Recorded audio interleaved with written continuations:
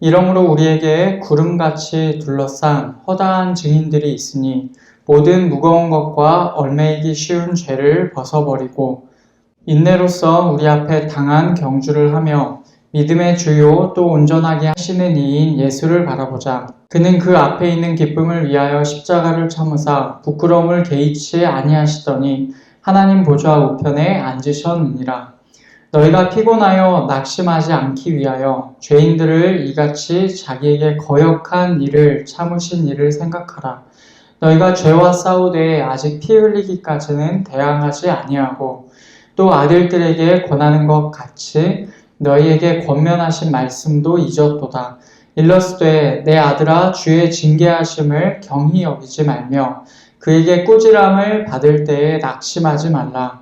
주께서 그 사랑하시는 자를 징계하시고 그가 받아들이시는 아들마다 채찍질 하심이라 하였으니 너희가 참음은 징계를 받기 위함이라. 하나님이 아들과 같이 너희를 대우하시나니 어찌 아버지가 징계하지 않는 아들이 있으리요. 징계는 다 받는 것이거늘 너희에게 없으면 사생자요 친아들이 아니니라. 또 우리 육신의 아버지가 우리를 징계하여도 공경하였거든 하물며 모든 영의 아버지께 더욱 복종하며 살려 하지 않겠느냐. 그들은 잠시 자기의 뜻대로 우리를 징계하였거니와 오직 하나님은 우리의 유익을 위하여 그의 거룩하심에 참여하게 하시느니라. 무릇 징계가 당시에는 즐거워 보이지 않고 슬퍼 보이나 후에 그로 말미암아 연단받은 자들은 의와 평강의 열매를 맺느니라. 아멘. 믿음장이라고 불리는 히브리서 11장이 지난주로 마무리가 되었습니다. 기억을 더듬어 보면 히브리서 11장에서는 믿음이 무엇인지에 관하여 정의를 내리고 믿음으로 살았던 조상들의 이야기를 길게 언급하였습니다. 히브리서의 큰 흐름으로 볼 때 11장의 내용은요, 사실 10장의 마지막 부분을 자세하게 설명한 것이다 라고 그렇게 볼 수가 있습니다. 10장의 마지막 부분의 핵심은 35절과 36절에 나옵니다. 그러므로 너희 담대함을 버리지 말라. 이것이 큰 상을 얻게 하느니라. 너희에게 인내가 필요함은 너희가 하나님의 뜻을 행한 후에 약속하신 것을 받기 위함이라. 아멘. 이 편지를 처음 받아본 히브리 그리스도인들은 예수 그리스도를 믿은 그 신앙 때문에 수많은 어려움을 겪어야 했습니다. 그런 상황에서 히브리서 기자는 그들에게 담대함을 버리지 말라라고 권면하고 있었습니다. 그리스도인에게 있어서 삶에서의 고난은 마땅한 것이며 분리되는 것이 아니지요. 그렇기에 그리스도인으로서 이 땅의 고난을 감당하며 살 때에 반드시 필요한 것이 인내입니다. 인내가 없으면 우리 그리스도인들은 우리의 믿음을 끝까지 지킬 수가 없습니다. 이 내용을 10장의 마지막 부분에서 말한 다음에 11장에서 믿음으로 인내한 자들의 삶을 예시로 보여주었던 것입니다. 이제 오늘 말씀 12장에서는 다시 원래의 큰 흐름으로 이어갑니다. 다시 말하면 믿음을 지켜나가는 삶을 살기 위해서는 인내, 즉 견딤이 필요하다는 내용을 이어받아요. 오늘은 믿음으로 사는 삶과 인내에 관한 하나님의 말씀을 함께 듣고자 합니다. 오늘 말씀 12장 1절은 이렇게 시작합니다.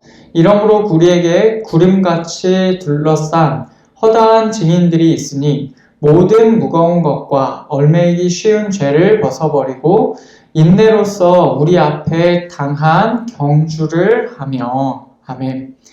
12장을 시작하면서 히브리서 기자가 언급하는 핵심적인 내용은 인내를 통하여 우리 앞에 있는 경주를 하자, 경주를 달리자 이 내용입니다. 바꿔 말하면 경주와도 같은 인생길을 달리기 위해서는 인내가 필요하다라는 내용이죠. 그래서 이것이 우리의 인생을 인내의 경주라고 표현할 수 있는 이유입니다. 히브리서 기자는 이 내용을 말하면서 우리가 인내의 경주를 해야 할 한 가지 근거를 대고 있습니다. 그것은 구름과도 같이 우리를 둘러싸고 있는 증인들이 많다라는 것이죠. 그 증인들은 11장에 길게 설명되었던 우리보다 앞서 믿음으로 살았던 사람들을 의미합니다. 믿음으로 인내하는 삶을 살아서 하나님께 진짜 믿음이었다고 증언받은 자들이죠. 이런 증인들이 있고 그들이 하나님께 인정받았다는 사실을 통해서 우리는 그들처럼 인내의 경주를 해야 할 필요성을 느끼게 되는 것입니다. 이런 인내의 경주와 같은 삶을 살기 위해서 히브리서 기자는 두 가지를 강조합니다. 1절에서 그 첫 번째 내용이 나옵니다. 우리는 모든 무거운 것과 얽매이기 쉬운 죄를 벗어버려야 합니다. 우리가 달리기를 할 때 우리에게 어떤 무거운 것이 막 장애물처럼 붙어 있고 우리에게 계속 달라붙어서 괴롭히는 것이 있다고 생각해 보면 여러분 어떻습니까? 달리는 것도 힘든데 이런 것들이 우리를 얼마나 성가시게 합니까? 히브리서 기자는 우리의 인생을 경주에 비교하면서 우리가 벗어버려야 할 것을 그렇게 묘사하고 있습니다. 여기서 말하는 대로 그것, 우리가 벗어버려야 할 핵심적인 것은 죄입니다. 죄가 우리의 인내의 경주를 방해하고 우리의 장애물이 되는 것이죠. 이 죄에 관해서 4절에서 이렇게 설명을 이어갑니다.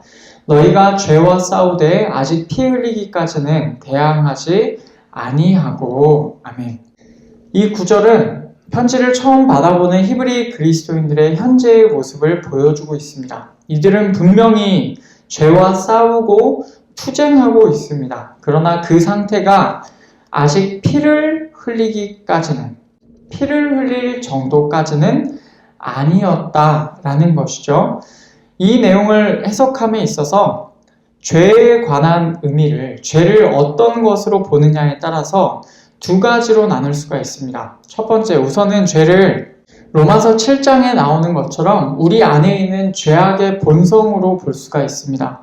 로마서 7장 20절, 21절 만일 내가 원하지 아니하는 그것을 하면 이를 행하는 자는 내가 아니요 내 속에 거하는 죄니라. 그러므로 내가 한 법을 깨달았노니 곧 선을 행하기 원하는 나에게 악이 함께 있는 것이로다. 아멘. 만약 이 구절처럼 죄를 우리 안에 있는 죄악의 본성으로 본다면 지금 이 편지를 받아보고 있는 히브리 그리스도인들은 아직 그 죄의 본성과 목숨을 걸 정도로 싸우고 있지는 않다라는 말이 됩니다. 적당한 선에서 죄와 함께 타협해서 살아가고 있다라는 뜻이겠죠. 그런데 만약 이 죄라는 말을 좀 더 확대해서 죄의 세력 혹은 악한 세력으로 본다면 어떻겠습니까? 그들을 핍박하는 자들과의 싸움에서 아직은 목숨이 걸린 정도로 핍박을 당하고 있지는 않다라고도 볼 수가 있을 것입니다. 핍박의 정도가 아주 심한 정도는 아니다라는 말이 되기도 하는 것이죠. 이 부분에서 우리가 이 구절을 볼 때 이 둘의 의미를 함께 취하는 것은 크게 문제가 될 것 같지 않습니다. 이제까지 히브리서 중간중간에서 이들에게 죄를 짓지 말 것을 경고하는 내용도 나오고 이들이 현재 겪고 있는 처지가 피를 흘릴 정도의 아주 위급한 상황의 묘사는 아니었어요. 그래서 이 두 가지 상황 모두가 해당될 수가 있겠습니다. 다시 말하면 이 편지를 받아보는 히브리 그리스도인들은 아주 심각한 박해에 그 정도로 놓이기까지는 않았으며 죄와 투쟁은 하고 있지만 적당한 선에서 죄와 함께 지내는 중이다 라고 우리가 그렇게 말할 수 있습니다.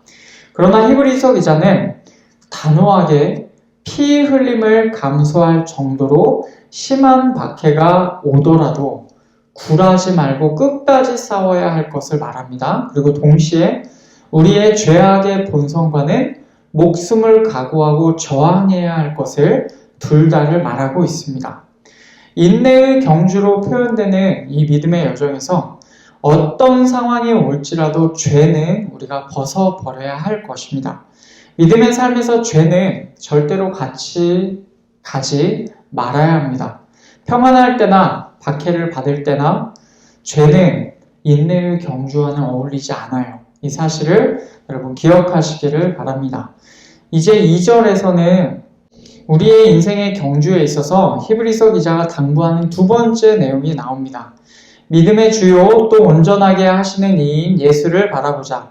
그는 그 앞에 있는 기쁨을 위하여 십자가를 참으사 부끄러움을 개의치 아니하시더니 하나님 보좌 우편에 앉으셨느니라. 아멘. 여기서의 두 번째 당부는 예수님을 바라보라 라는 것입니다. 예수님을 믿음의 주요 온전하게 하시는 분이다 라고 표현하고 있어요. 다른 말로 바꾸어 볼까요?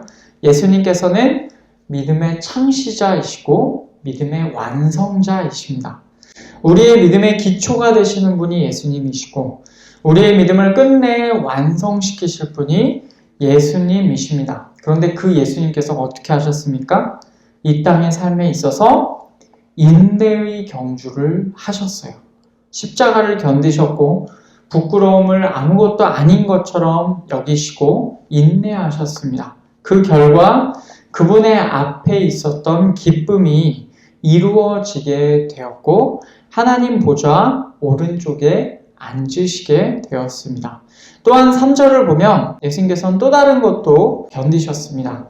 너희가 피곤하여 낙심하지 않기 위하여 죄인들이 이같이 자기에게 거역하신 일을 참으신 일을 생각하라. 아멘. 예수님께서는 죄인들이 그분에게 거역하는 일을 견디셨어요. 십자가를 견디실 뿐 아니라 죄인들의 반역까지도 인내하셨습니다.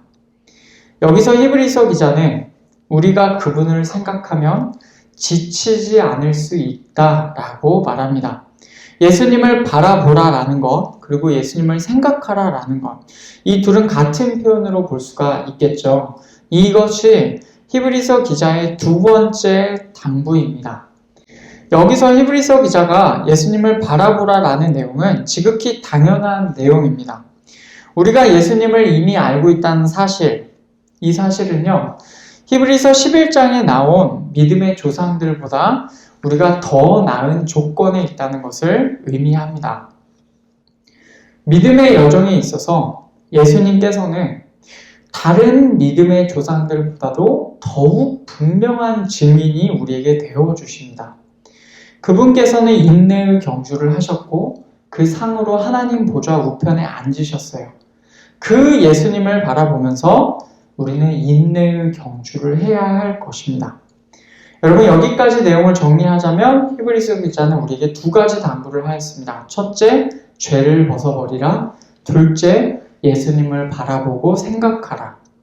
이 두 당부의 내용은 이 땅에서 믿음으로 인내의 경주를 하는 모든 자들에게 해당되는 내용입니다.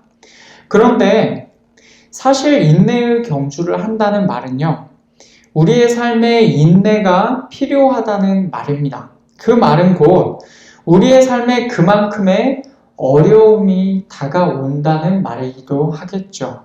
앞서 말한 대로 믿음의 삶과 고난은 분리되는 것이 아니에요. 이 상황에서 히브리서 기자는 우리에게 한 가지 확실한 위로를 전하고 있습니다. 그 내용이 5절부터 11절까지 해서 나옵니다. 우선 5절, 6절 말씀을 읽겠습니다.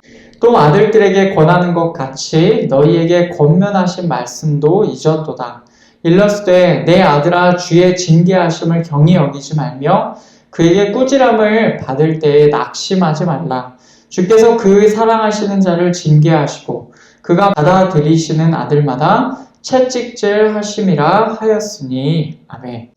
여기서 말하는 핵심적인 내용은 무엇입니까? 하나님께서 아무에게나 인내의 삶을 요구하지 않으신다는 것이에요. 누군가가 인내의 삶이 필요하다라는 것은 인내의 상황, 즉 환란이 닥쳤다는 의미인데 여기서 히브리서 기자는 잠언 3장의 말씀을 인용하면서 그 환란을 하나님의 징계로 설명하고 있습니다. 잠언 말씀에서는 하나님께서 징계하시고 책망하실 때 낙심하지 말라고 그렇게 말을 합니다. 왜냐하면 하나님께서 아무나 징계하시고 아무나 채찍질하지 않으시기 때문에 그렇습니다. 하나님께서 징계하시는 대상, 하나님께서 채찍질하시는 대상은요, 하나님께서 사랑하시는 자이고 하나님께서 받아들이시는 아들입니다. 다시 생각해보면 하나님께로부터 사랑받는 자녀가 하나님께로부터 징계도 받는 것이죠.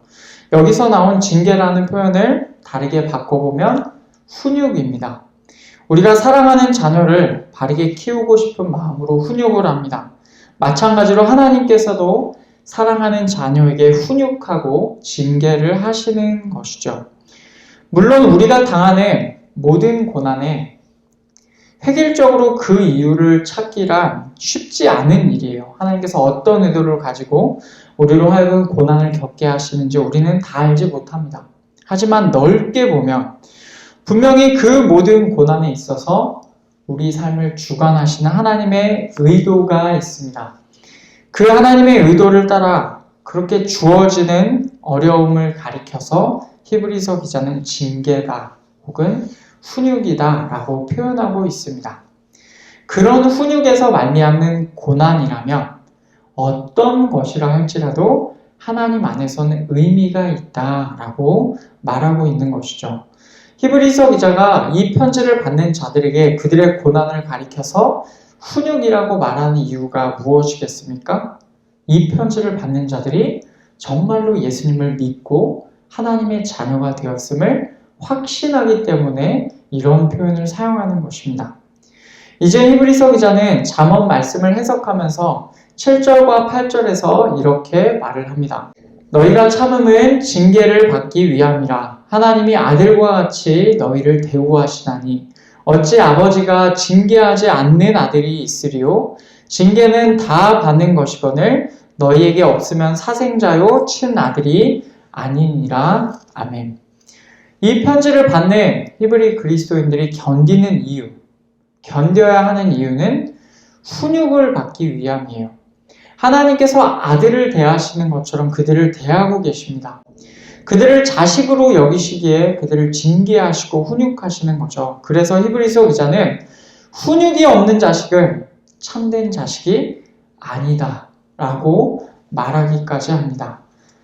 하나님의 자녀라면 하나님께로부터 오는 훈육을 받는 것이 마땅합니다. 그리고 그 훈육을 받을 때 하나님의 자녀라면 견뎌야 하는 것이죠. 이어지는 9절 말씀에서는 훈육받는 자식으로서의 태도를 언급합니다.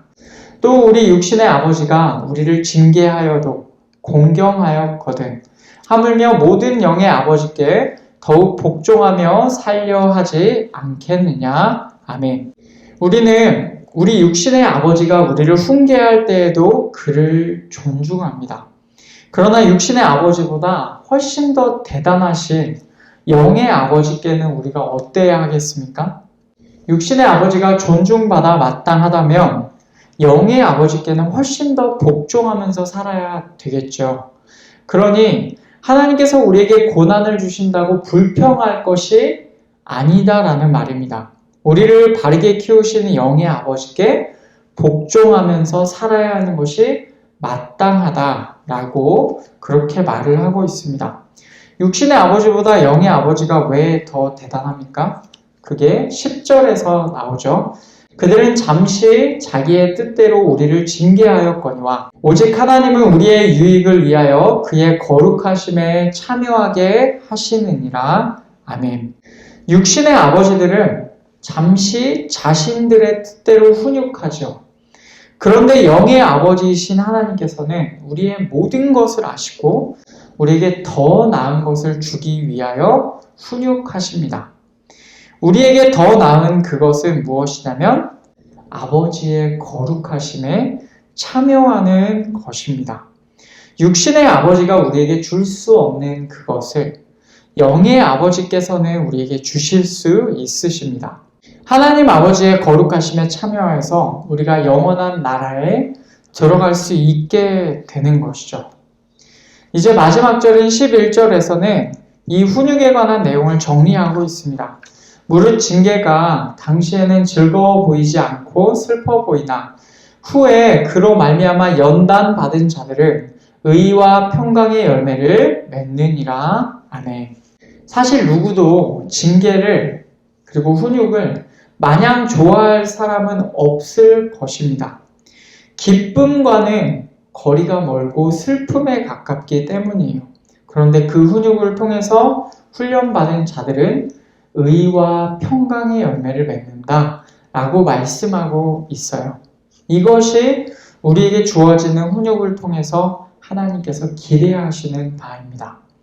여기까지 5절부터 11절까지 내용을 정리해보면 이렇습니다.